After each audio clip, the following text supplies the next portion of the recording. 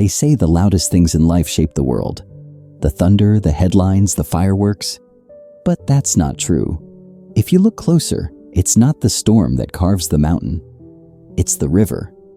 Storms roar, rivers return, and rivers win.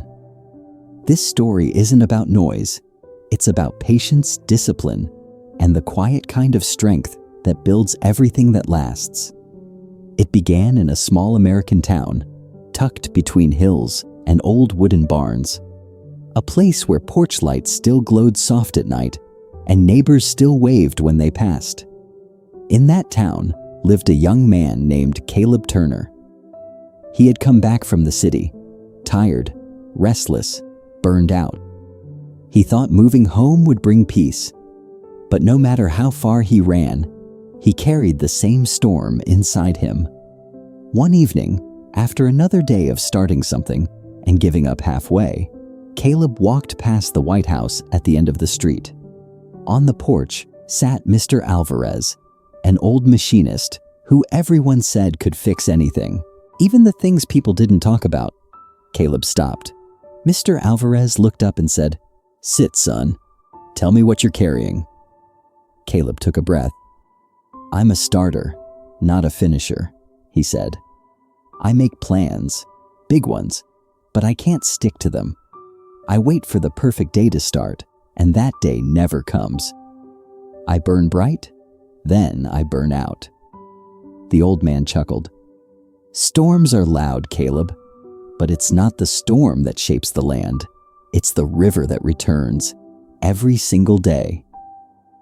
The next morning, when the sky was still pale and quiet, Mr. Alvarez handed Caleb a dented metal thermos and an old kitchen timer. He pointed toward the small creek that ran behind his property. "Here's your new project," he said. "Every morning before you touch your phone, before you make big promises, walk down there, fill this thermos with water, and pour it into the empty rain barrel by the shed. Do it every day for 40 days. Caleb blinked. "That's it?" "That's it," said Alvarez. "And pay attention to your breath, to the sound of the water, to how your feet move. You don't need more goals. You need more rhythm." The first day felt kind of special, like the start of a new life. The second felt like a chore. By the fifth day, the path was muddy. His shoulders hurt, and his mind screamed, "This is pointless." He wanted to quit, but every evening, the porch light was on, and the old man would ask, "Did you go?" Caleb would nod, barely. "Good," Alvarez would say. "Storms make noise. Rivers make progress."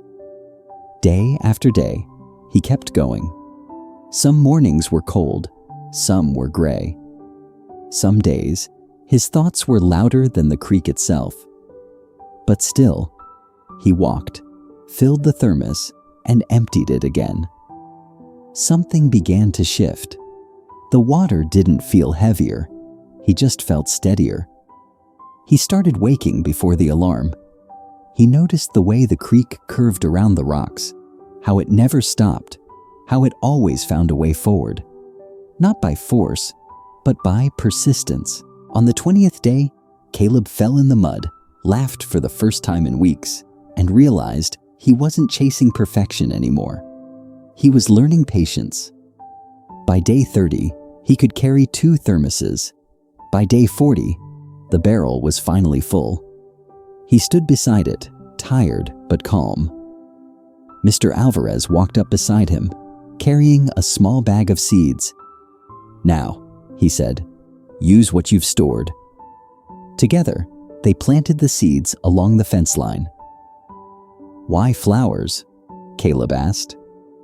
"Because you thought this was about filling a barrel," Alvarez smiled. "It was never about that. It was about filling yourself. Discipline is not punishment. It's love. The kind that frees you from chaos." The days rolled on.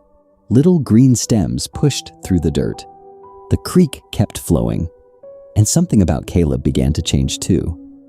He started writing again, Just one page every morning. He exercised for 5 minutes after lunch. He called his mom every Sunday, and this time, not to explain his failures, just to ask how she was doing.